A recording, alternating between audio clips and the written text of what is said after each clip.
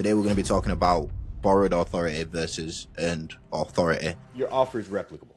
Let's not kid ourselves. Everyone has the same offer almost. Borrowing this person's authority, you're giving them all the credit, actually. The way that you have to separate yourself and actually own your space is by creating brand moat around yourself. Your unique life experience, your unique thought process. If you want real authority, you're going to have to be on the ground, shaking hands with your clients, making videos, doing the groundwork. They just liked me for who I was. They liked the results, the tangible results that I was bringing my clients at the time. Authority is everything. It's going to help you double, triple your income. Welcome back to the Brand Creator Corner podcast, where me and Coach Gabe go through so many different methods, ways for coaches to get better online, building the business, making more money. Today, we're going to be talking about borrowed authority versus earned authority.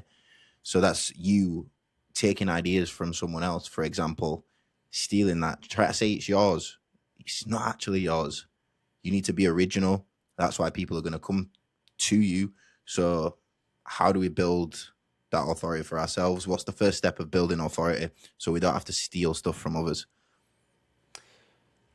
I think there's three factors to this. There's one that is replicable, and there's two that are unique to you. It's understanding these three factors very well. So if I could explain them, the first one would be what you're selling, your offer, the solution that you have.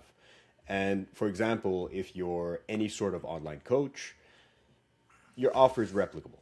Let's not kid ourselves. Anyone can buy J3 University. Anyone can buy the any trainer certification and understand how to get people to get in shape, right? So this can be copied 100%.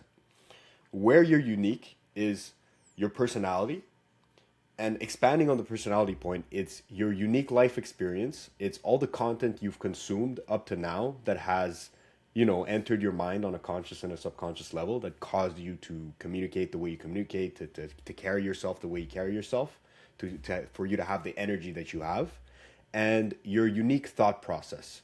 Your unique thought process on how to create links between life experiences that you've had, between things that you see, and the other two factors being your personality and the thing that you offer, the thing that you sell. So the first step, in my opinion, would be to identify these three things, to be able to write them down, and then you build from there. Anything to add on that, Dudley? Yeah, like you said, everyone has the same offer almost. There's some very slight variations in everyone's fitness coaching offer, but you're all offering the same thing. People want a result. They want to lose weight. They want to look massive. They want to build muscle. Whatever it is, they want to do something in the gym.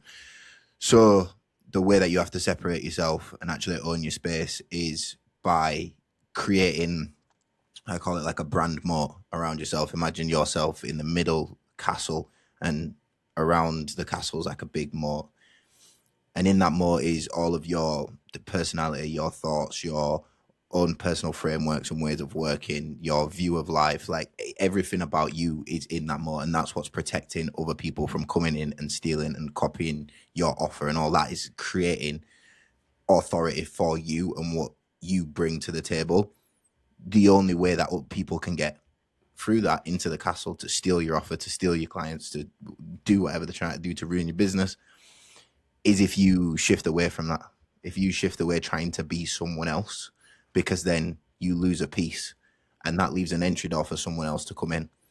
So to avoid losing a piece, you need to stay as solid as possible and know who you are, what you're doing, and be really confident in that.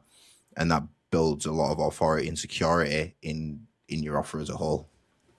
100%. And if we think about it, like, let's say you see someone else doing a piece of content or expressing their ideas in a certain way. And this person has been doing it for a long time, and this person has seen great success with it, and you're new in the space. And you're like, oh, if I do it like that person, I'm going to get similar results. That's actually not true. What you're actually doing is you're borrowing this person the authority. This is the whole point of this podcast episode. You're borrowing their authority, and you're giving them all the credit, actually. You're giving them all the credit because the people that are in the market, the audience, chances are, if they're within the niche, they've seen the top dog before. They know they know who the top dog is. They've seen that person, they've seen the way they express their ideas, they've seen the way they present their solutions. So if you think you can just come in here and go like, okay, I see, for example, if we take it, if we go in the info space, I see Nick Setting, or I see anyone doing a Miro board video explanation on YouTube. People link that original idea back to Nick Setting because he's the biggest, he's the top dog right now.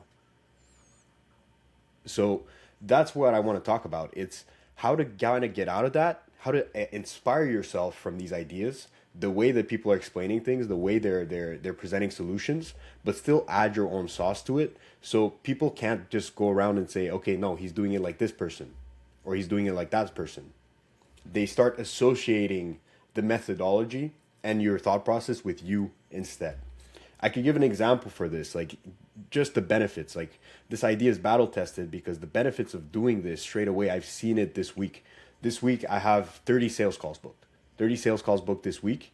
It's a mix of everything. It's a mix of the content that I put out, but mainly this spike in book calls. Last week I've only had 10. So mainly this spike in book calls that I've seen this week for my business, I can attribute it towards, one, the content that I'm putting out because I went to an in-person event and I just interacted with everyone there. Thank God there were some of my clients there, so I took the opportunity and asked them what was life like before me, what's life like now. So that is a lot of credibility content, and you can't replicate that because nobody has the same interaction that I do with my clients. You know, nobody in the space is going to see their clients at in-person events and saying, hey, and talking to them, interviewing them, shaking hands with them. You know, it's all done on like Zoom call, interview, video call testimonials. So that in itself, that's something that isn't replicable, easily replicable, right? In addition to that, another increase that I saw in my book calls, I can attribute directly to the shift that I've done with my stories, just doing more talking heads in my stories, just talking shit, and being able, like I said, with the 3 factors, linking my personality, my solution, and my thought process. So I've been getting into this exercise of whenever I have client results, I put the screenshot of my story, I record myself saying the results that they got, and I link it towards something that I did in that same day. And I read a lot. And I've been saying in this podcast that I read a lot. And I've been telling you guys to read a lot because the things that you read, you should be able to link them towards the unique offer, or the not the unique offer, the solution that you have and how you're bringing these people results. You should be able to tell stories and utilize metaphors to and analogies to get people to visualize what you're bringing towards on the table, if that makes sense. Yeah. So you've captured your own authority there. Everything's come from you and your brain, but a lot of people struggle with creativity, being able to say, okay, well, how do I do this, or how do I get the same success as this person by doing it my own way?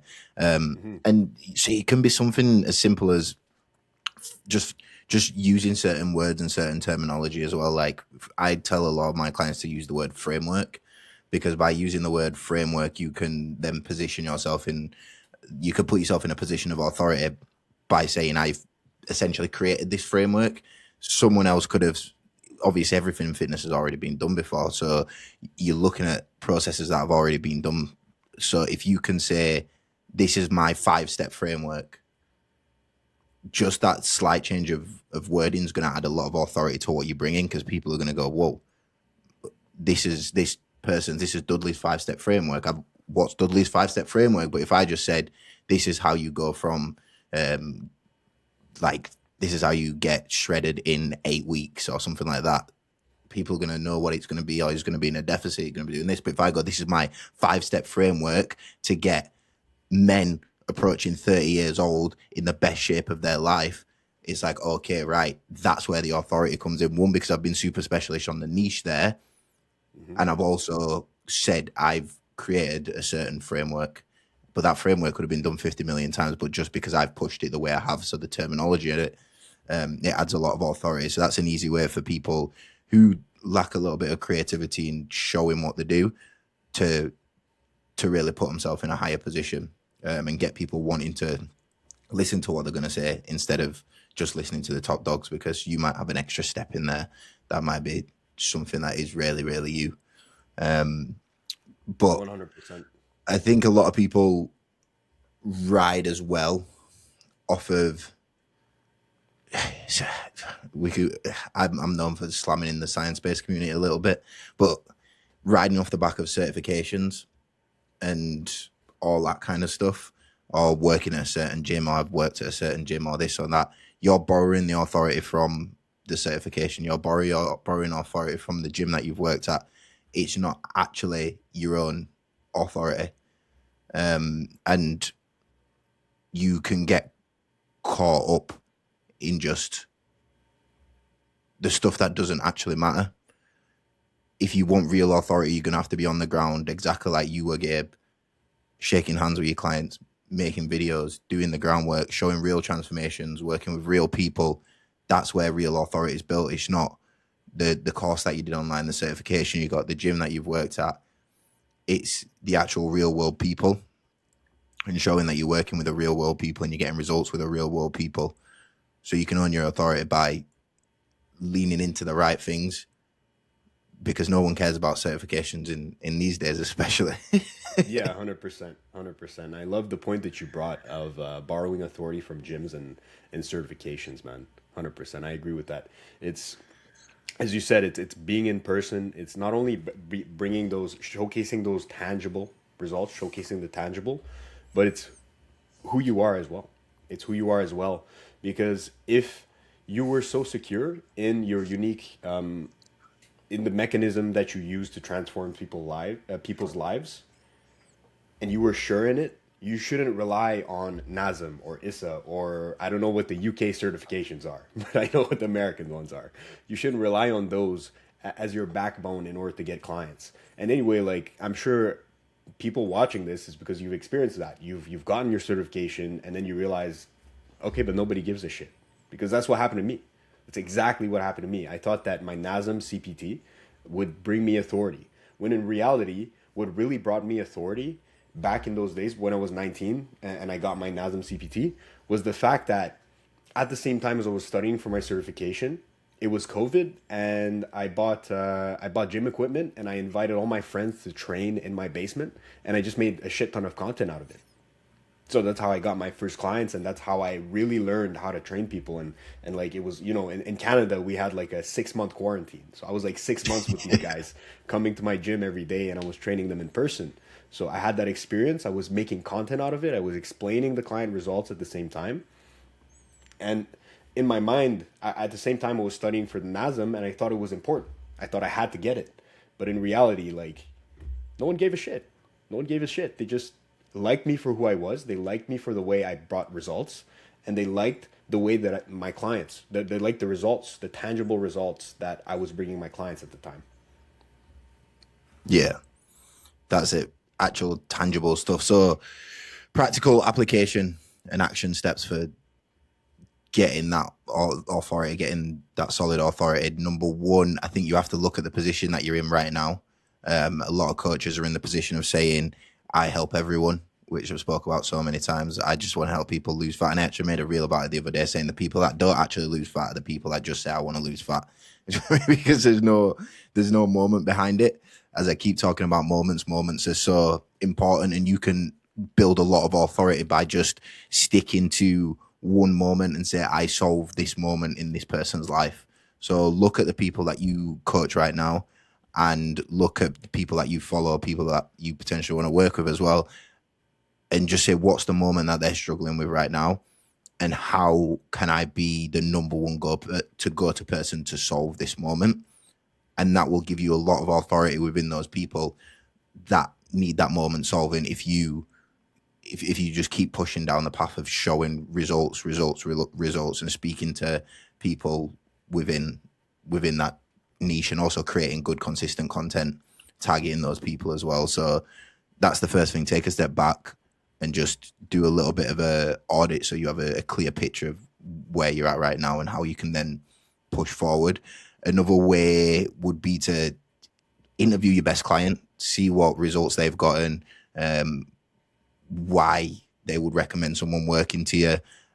Because like you said, get that on video, and that's your most powerful marketing tool. That's going to bring a hell of a lot of authority. And Hmm. just keep answering one specific question when you're talking online, when you're speaking to people.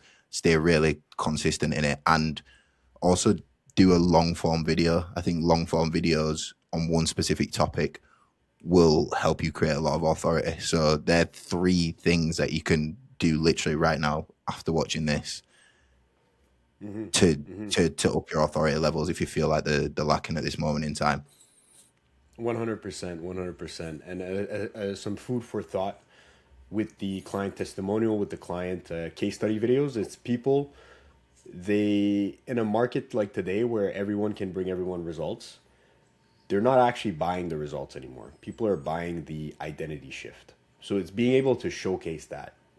The reason why I think my reel that I posted this week got me is a big proponent, or not that I think, I know that the reel I posted this week with my client that I met in person was a, like, it got me like a big portion of the calls booked was from that reel, is because in the video specifically, the guy I'm interviewing, his name is Luca. He's 20 years old, and he says before I met Gabe, I was broke as fuck. So Mm, that right there, that wording, that strong. specific wording, it speaks, it's strong wording, it's strong messaging. It speaks directly to people that they're posting their physique online. They wanna create an income for themselves, but they don't know where to start. And they're like, fuck, I'm broke as fuck right now. But my client Mm. said that. I didn't say it. I didn't say it, you know? It means Imagine more the when it comes from response. them. 100%. Imagine the response on the video if I would have said, yeah, man, Luca, you were broke as fuck before we started working together. It's It not would the have been same. It pretty doesn't hit fucking the same coming condescending. from you. 100%. So that's What just some food for thought. What do you think as well? Because I made a post last week about the word influencer. I think it's been hijacked, and I Hmm. don't like the way that it's been hijacked. I think for authority, we need to be influencers, not maybe in the way that it is now, but the term "you are an influencer" is a good thing for coaches. You want to be influencing people, because if you are influencing people to eat the right way, to change the mindset, to do what they're told, Hmm. that's that's authority. Influencing is a big authority, and although you might want to just hit at these influencers online and say, oh, you're just an influencer, these influencers can make money because they have influence over people. Hmm. Yeah, it's one of the greatest powers in life, the powers of influence. And I myself got caught into this trap, man. Like when I was training in Dubai, like my brother was just getting some clips for me, and this guy came up to me, he's like, "You're an influencer, bro." And bro, my ego got hurt. I was like, "No, no, no, I'm just a Yeah, bodybuilder. I like filming." yeah. I That lean was my into it now, though. defense Me, I lean mechanism. into it. If someone Yeah. calls me an influencer, I'm like, yeah, I'm an influencer. I think it's powerful. I influence people, and Hmm. if that's what you want to call it, that's what you want to call it. But if you look at the actual term and like what the term means, I've I've I've I've got power to influence people to do what Yeah. I want them to do, to buy my products, to listen to me, to put me at the top of that authority pole in their head. So I say lean into it. So if you ever get called as a coach, an influencer, or whatever, just lean into it. Just lean in. Yeah, all right, cool. If you want to call me that, because people will try and use it against you now. But Yeah. you want to be influencing people. It's super important on your road to authority. 100%. 100%. It's like it was one of those in the moment things where I got offended, but then I thought about it Yeah. after, during my Yeah, like that's the thing you do. you're You right. do get I get you get offended in the immediate, and then you think about it, and you're like, no. If you actually look at the real meaning of this term and not what people have made it into, it's something that I want to be, and it's something that I'm striving to be. So we need to get away from the social media talk and take it for what it actually is and lean into it. Have you got anything more 100%. to add on authority, borrowed authority versus owned? Mainly the fact that it also shows within like it's on all layers, right? It's not only within the YouTube videos, it's not only within your offer, it's not only within your messaging, it's also within like the short form content. It's also within the stories Mm, that you're doing. You have to find your own unique twists to it. And Dudley says some people aren't creative. You have to become creative, man. You have to develop ways to, Got you to have to learn. find ways to develop cultivate your creativity and your creative mind. Like there's Yeah. solutions out there. I'm sure, I'm 100% certain creativity is a teachable thing. It's a teachable thing, man. I've seen people go from zero to 4 or 5 figure months, man, with by developing their creativity, and they're rigid motherfuckers. Like I've helped military guys who are by the book, no creativity, no editing skills, develop their creativity. So it's 100% possible, guys. You just need to put your mind to it, and use your imagination when it comes to these things. And try it. Just try shit. If you have an idea, try shit. I think that's one of the biggest blockers of creativity. The biggest blocker of creativity is overthinking. Yeah. Yeah. Creativity, for the most part, is just doing it for the fuck of doing it and seeing Yep. what happens. It's just doing something different and not being scared what the outcome's going to be, as long as it's not just fucking something stupid, super stupid. But like, just be in your own lane and do what you want to do, and see if it pays off. If it doesn't pay off, you go again and you try something else. And if that doesn't pay off, you go again and you try something else. That's creativity. That's making stuff up. That's going again. That's thinking outside the box. So don't let anything block the creativity. Definitely not your self-esteem, or your worry about yourself, or your sense of overthinking and anxiety. Just lean into it, and once you lean into it, just let it flow free. 100%. 100%. Couldn't have said it Cold. better. Cool. So stop copying people. Stop leaning on other gyms. Stop leaning on certifications. Stop leaning on, oh, I got an Instagram post with 10,000 views. Now I have authority. No, you don't. You don't have authority until you've solidified it in all of these ways that we've just spoke about here. And if you feel like you're lacking in it, like we said, step back, audit it, and then follow the other things that we spoke about, because we gave so many tips on it there. Authority is everything. It's going to help you double, triple your income. The more people see you as an authoritative figure, the more they will buy into you, because they trust you. Trust everything. Yep. All Yeah, right. yeah. People, when they In a hear bit. your name, they need to know. They need to know. 100. In a bit, guys. Peace.